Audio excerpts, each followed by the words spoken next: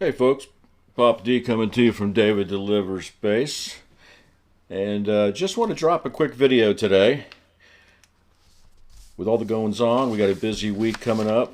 But the big news, at least for today anyway, is Starship. And we have some changes to the profile. And a lot of people talking about it. I want to make sure that my subscribers were up to date. We are looking at a launch date of the 14th, 3/14, at approximately 8 a.m. SpaceX is planning on going live somewhere around 7:30, but again, this is a fluid situation.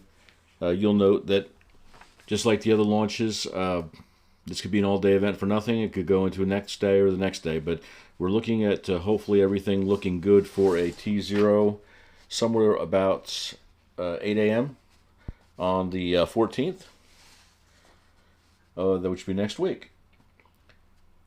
The changes that have been made, well, there's a couple things going on actually. It was a big deal between the state of Texas and SpaceX. There was a big land swap deal. About 43 acres were exchanged, and a lot of the land that was exchanged by SpaceX for the 43 acres that they got was right up against the Starbase facilities, therefore allowing them to continue to grow. And that's always been the big problem. They want to grow, grow, grow. They're putting up a second launch pad for the Starship, and they need the space, and the state was more than happy to work out a swap deal. And we'll get more on that for you on the next update. Like I said, the big update I wanted to get across to y'all is relating to next week's flight.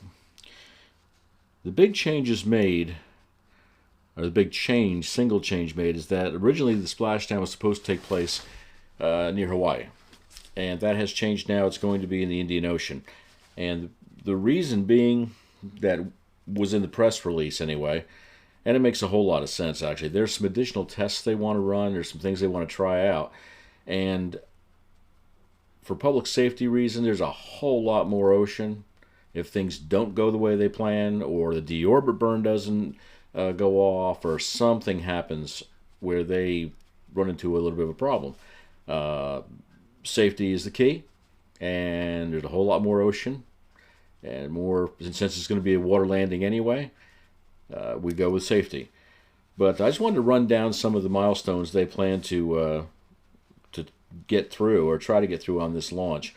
After LOX load and all, and past liftoff, max Q, booster, they're going to be doing the hot staging again. As you know, the hot staging is firing that second stage engine.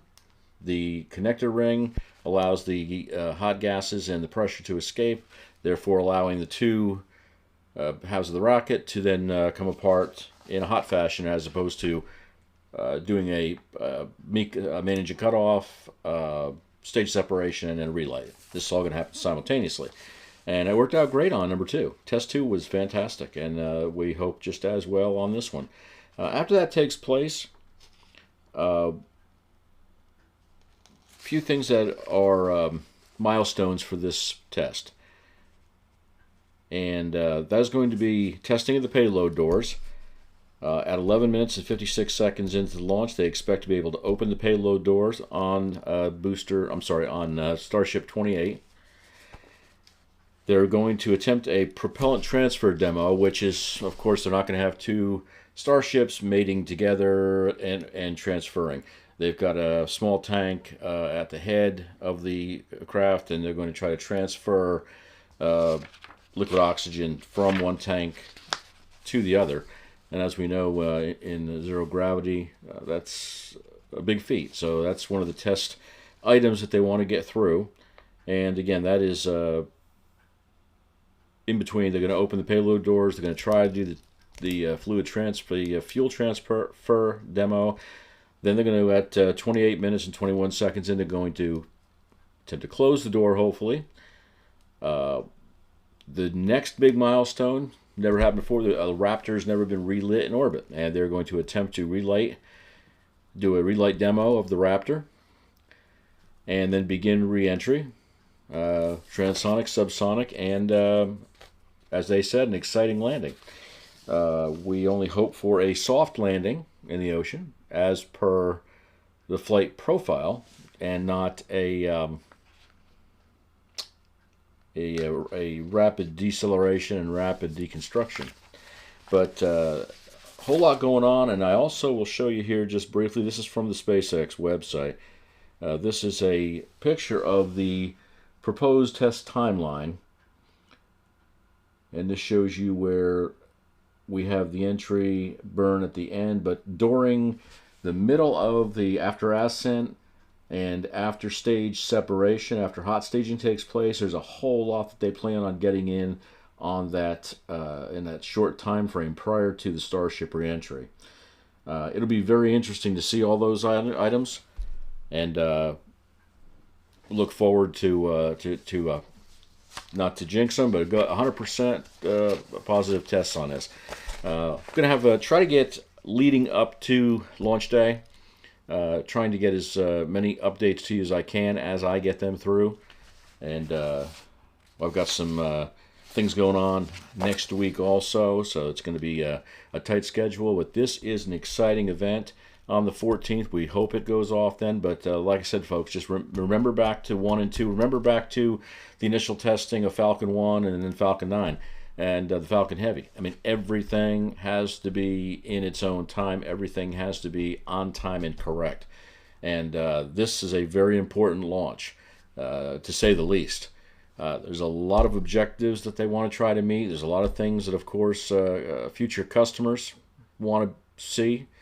The fuel transfer is a big kicker, and just a whole lot that we want to try to accomplish on this launch. And there's a lot banking on this one. And but this is 28 and booster 10, and also the next booster. I believe I saw the number 24, but I have to go back and check that for you. But the next booster is already being prepped for test launch number 4. So we can expect, if this goes off as planned and or close to planned, that we will be seeing more and more frequent Starship launches, especially if all the criteria are met. There isn't any kind of a rapid deconstruction, or however you want to term it, an anomaly, a major anomaly, that the FAA will need to get involved and conduct another investigation, and then that slows things down. But if this goes off to plan, we expect that we will be seeing a number of quick successive launches as, again, the next craft are being rolled out, tested, and prepped to be in line for the next phases of the testing program. So anyway, that's the current update we're at right now. There was a land swap that took place.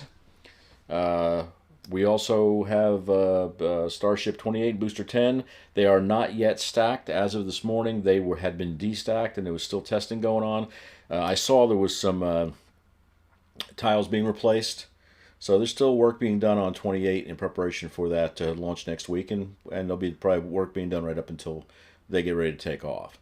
But we're real excited about it. I will be carrying that launch, as a lot of people will be, but I will be carrying that for my subscribers and my family and everyone to check in, and we'll stick with it as long as it takes to hopefully see Starship 28 fulfill its mission and its test mission, and knock out that flight test timeline.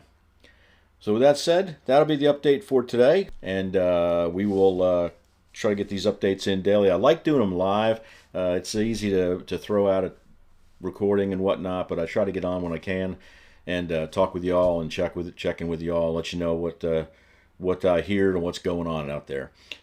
Before I check out for the day, thank you to subscribers. We are just doing amazingly well. Channel is growing even faster than I anticipated, and I'm excited about that. I love being able to bring things to y'all, and bring these launches, bring these live events, and now trying to get these news updates to you also, because I think everybody, doesn't have the time to check in on everything that's going on. So we'll keep bringing that to you, and to the subscribers that have decided that you don't mind being here with the family.